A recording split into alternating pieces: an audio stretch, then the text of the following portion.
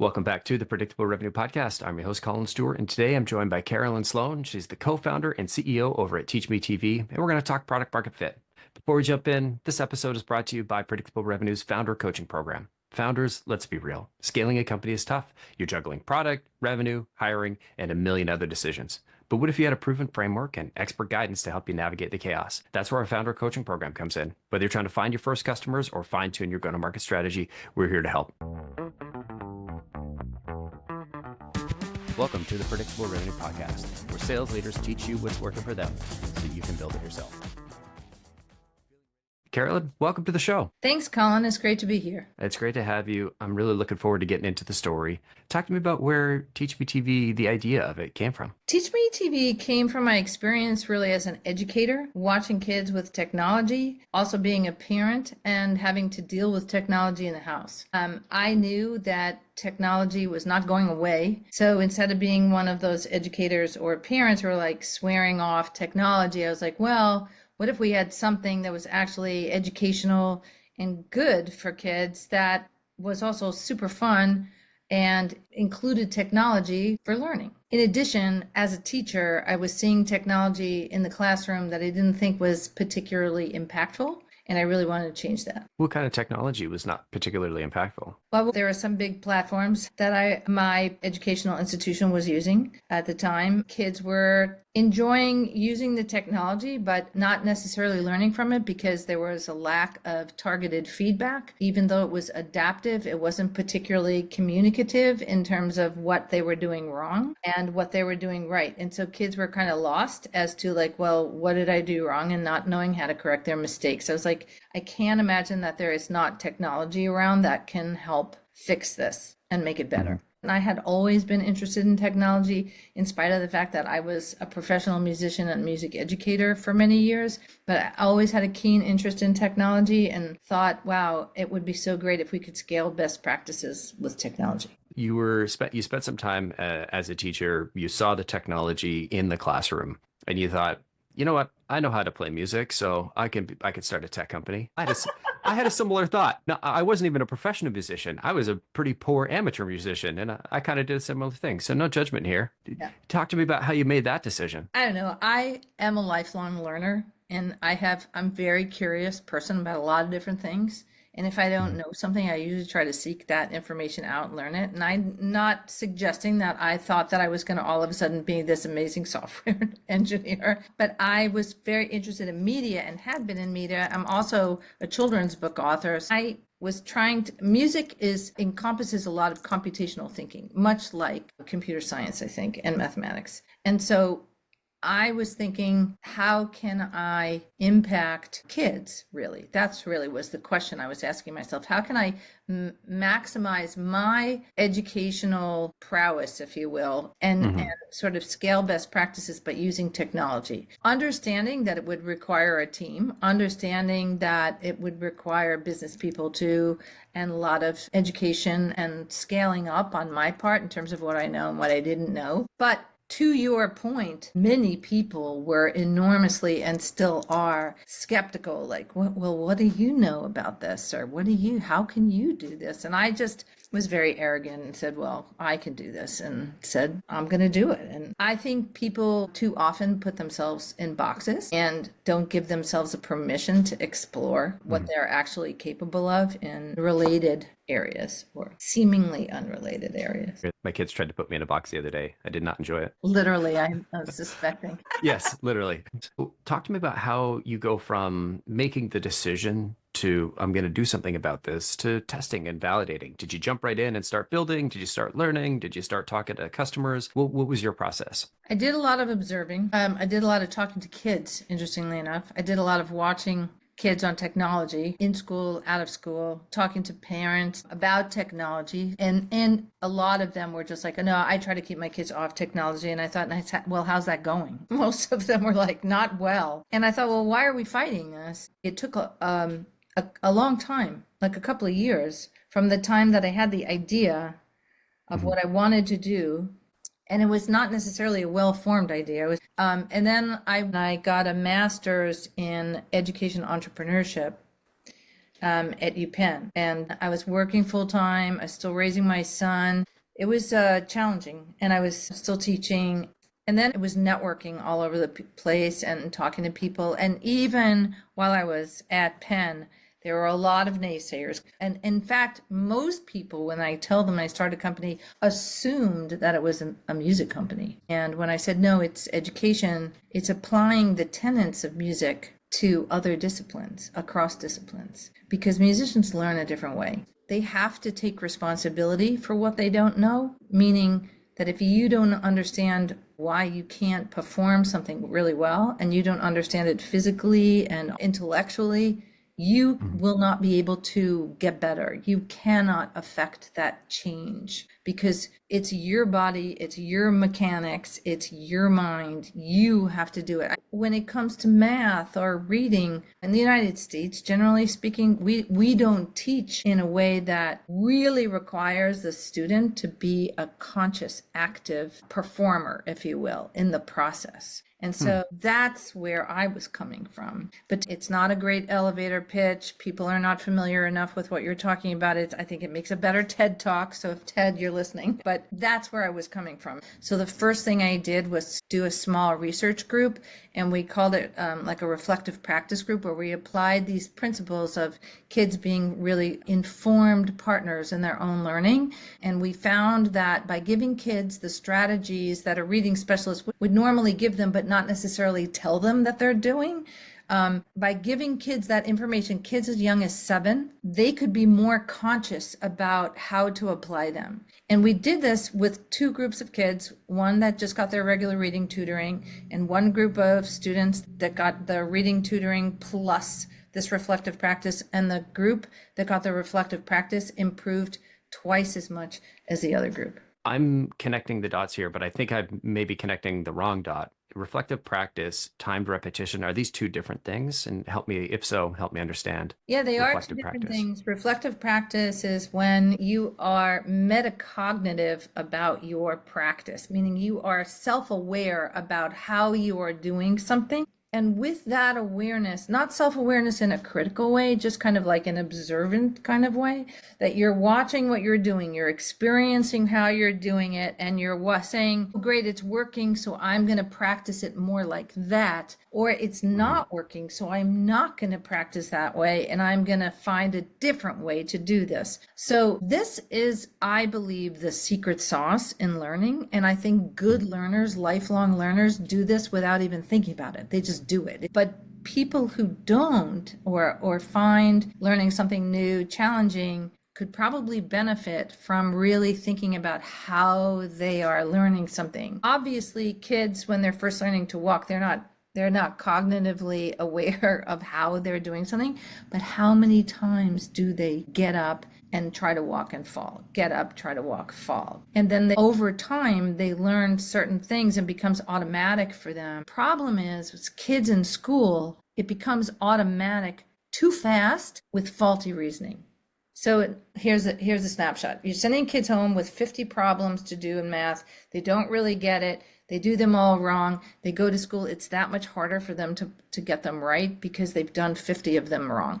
So you have to untangle all of that reasoning and start again. And you better untangle all that reasoning and start again, or else they're going to keep tripping up. So the idea is to intervene immediately. And that's what I mean by targeted feedback. Interesting. And so you're trying to reach the kids while they're in the process of learning instead of post. And is this something you were doing as you're in your teaching practice? Yes. Gotcha. Talk to me about the source of the idea. I was practicing. I'm a pianist too. And I was just playing, and it occurred to me, I was playing something and I was like, oh, I got to fix that. And I was like, we don't do that when we're teaching. We don't, when I say we, the majority of teachers, I think all too often, even in teaching schools, we're not necessarily taught to intervene in that time of confusion. And there's a name for it. Stanford put out a paper called critical event-based learning. And it's in that moment of misunderstanding that you have to intervene. And if you do successfully, then learning becomes exponential. It's, Interesting. How do you go from hey, you're doing your math, you're doing your, addition, subtraction, into like, what does that intervention look like? Well, have you ever heard of a talk aloud? If you sat with your son and you ask them, they're doing like simple addition and subtraction now. Do they ever get stuck on anything? No, never. They're So, perfect. so if they were working on something Mhm. and they got it wrong, instead of just saying they got it wrong, let's try it again, right? Because that's 90% of what they get all the time. That's wrong, try it Mhm. again. But how, why, how? What's going to be different in how they try it again? I would ask them, let's do that again. Can you talk to me and as you're doing that problem and like I want to hear how you're thinking. So you want to bring the thinking out loud. And then I would say not always, but a lot of the time you're going to see that moment when the thinking goes off the rails, Hmm. meaning like that's where the mistake is happening. And then with the talk aloud, then you'll say, well, do you think that's true? And then you try to get them to kind of see, oh, because before you did it a different way and you didn't get the right answer. So you kind of want to do that kind of thing with them enough so that they Mhm. start to internalize that questioning themselves. And over time, they will. Doesn't happen in 1, 2, 3, 4 times. Mhm. It needs to be a habit. It's like you brush your teeth before you go to bed. It's like it just needs to become a habit, even if it doesn't feel natural in the beginning. So you're trying to bring reflective practice into the classroom, and you've talked to parents, you've talked to kids, you thought, hey, let's do some technology. What does it look like? Is this a game? Is this TV? Is this a robot? It's all of those. It's literally all of them. The thing about TeachMeTV, what I believe makes it special is that we do produce our own content, but the content is less important than the actual process. And we also offer multiple formats. And what I mean by that is there are video games. There are interactives, which are like lesson-based interactive kind of lessons. We have digital assessments so that teachers can see how their students are doing, and that's fed to a dashboard, of course. And then we also have Brenda, who is our AI, who's very kid-friendly, multilingual, and super fun to talk to. And it's all conversationally based. And to be very transparent, she's very new for us and she's doing a great job, but we have very big plans for how deep she will be able to go. Ideally, moving forward is going to be that intervention where she will be able to see what the kids are doing on the screen and be able to say, hey, Charlotte, it doesn't look right to me. Can you tell me how you're doing that? That kind of thing. So like a less annoying Clippy. Yeah, except when kids really like to talk to Brenda and they'll talk to her about anything. And she has plenty of guardrails so that we've tested some really, make sure that she's behaves herself. So it's all of those. We also have video that's used for project-based learning in schools, which means that if you're short on staff, you can put this great video on that tells kids how to conduct the experiment. You just need a grown-up in the room. You don't necessarily need a certified teacher. So you Hmm. can put, like, if you don't have an art teacher, you can put our lesson on 1 point, drawing with 1 point perspective on the board. It's going to give you a lesson. All the kids have their paper and their pencils, and they can do it along with the video lesson. Very cool. Maybe we can zoom in on from your decision to validate it, what came up between kind of making that decision, this is what I'm going to do, and hey, we've built the first product. Okay, so I tend to be a doer and I do jump in both feet. And to other founders who are out there, I wouldn't necessarily recommend to do things the way I did them, just because I think we might have gotten further faster had we done something a little different. But initially, I just started building. We started building interactive activities and giving them to kids and giving them to parents and having them play with it. And I think it would be better if it would do this. And then we got together with a mom's group in different locations in the country. And, they said, well, I think it would be better if it was organized this way. And I want to make sure that the grades are right for my kids. And so we started building with some parent feedback and parent input. And that was all good. And I think we had a good product, but I knew it wasn't exactly really where we were going to go. We were reaching a point in the road where I felt like it wasn't the kind of traction that was going to take us anywhere. And also I felt like I wasn't delivering on that Mhm. promise of reflective practice and scaling best practices. So you're getting good feedback from the parents, but they weren't necessarily pulling it out of you yet. No, and also I felt like it wasn't like firecracker, meaning that I know that word of mouth is really powerful. And Mhm. if we had hit the bullseye with parents, I feel like we would have gone much farther, much faster. And so we went to that point, we experimented, we went to a conference, an after school conference, where there are lots of exhibitors for like after school activities. And this was in 2024. And then it was a light bulb went off, and it was like if you had sound effects, you would have had the trumpets roaring, people Yeah. cheering and applauding. And it was like, oh my gosh, these are our people. Like, this is where we're going to enter schools. And we were right. And then we were invited to the North Carolina Department of Public Instruction. We were invited there to exhibit and to talk to teachers and work with first century community learning centers. And I was like, oh, we found our people. Just talk to me about the like what was it specifically that you noticed about this conference that that changed for you? The reception when people were kind of playing around with the product, and they just were so interested and talked to me in a way that parents, parents are busy. And I felt like, are you familiar with the company Brain Pop? No, I don't think so. We were sort of like that product in the sense that we were first B2C and then all of a sudden made this hard left turn to B2B. Gotcha. Parents were like, yes, this looks good, but they were kind of leaning back, It's not the leaning forward like, wow, this looks great. Is that fair? Yes, it's fair, but also I think parents do what's expedient. They do whatever is easiest to do, whatever, it's something to play with while they're making dinner, doing their laundry, whatever they have to do. And they're not necessarily thinking, oh, I need to educate my child for this half an hour.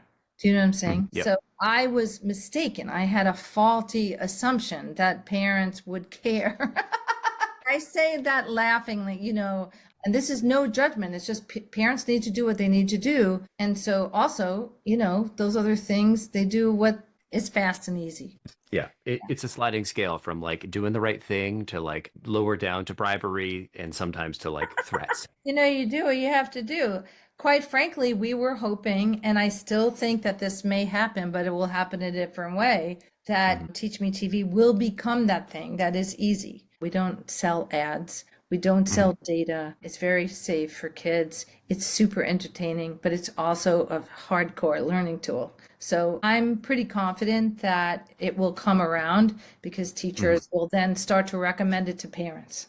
Yeah, and it's great from a B2B perspective because you've got this one-to-many kind of distribution channel. So you've done all this work. Who was the first customer to land on the school side of things? First customer to land was a learning center in Little Rock, Arkansas. And I met them at the conference and we had a conversation, and then we followed up afterwards, and I demoed for a bunch of different people at that particular learning center. And I was unprepared for how fast that sale happened. It was Fantastic. like, yeah. And it was, I really like this. Can you hang on? I'm going to get my program director. And then I spoke to the program director.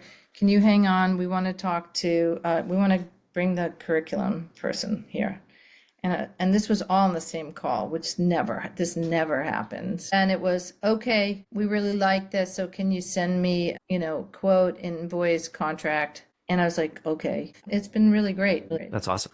And so your first customers came from that conference. What about your next customers? Where did it start to get repeatable? From that conference that we went to in New Orleans, then we went to North Carolina, and it's been growing from that. And so it's usually referrals. And I cannot underscore this enough, that in this landscape of like a million products that you can use, that a recommendation or a personal recommendation is really everything. And so you really have to spend a lot of meaningful time with your customers. I mean, I think every good business person knows that, but I do it genuinely because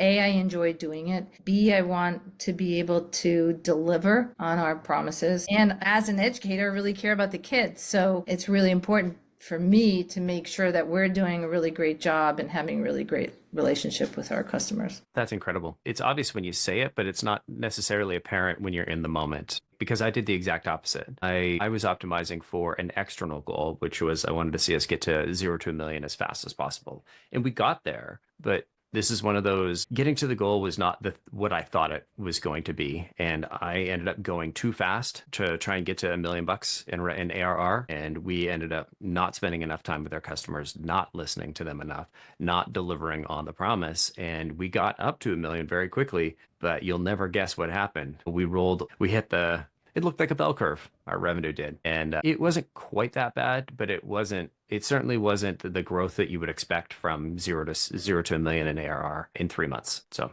I'm curious about the moment you realized you might have something special here. I know exactly when it was. I had done a site visit to one of the learning centers in North Carolina, and I watched a group of 30 plus kids on TeachMeTV for like 90 minutes. Some kids doing yoga in the corner of the classroom. There were other kids who were working on fractions and decimals with a teacher at the board. And then there was somebody else who was listening to music and sort of singing. And then there was somebody who was doing research on cells and talking to Brenda, like, can you give me information about cells? I don't know anything about them. And he was doing a whole thing on biology and cellular activity. And I thought, wow, this is cool. That is pretty cool. When you talk about personalized education, and I'm not saying by any stretch that this is like perfect. We are in our early stages. We have a long way to go.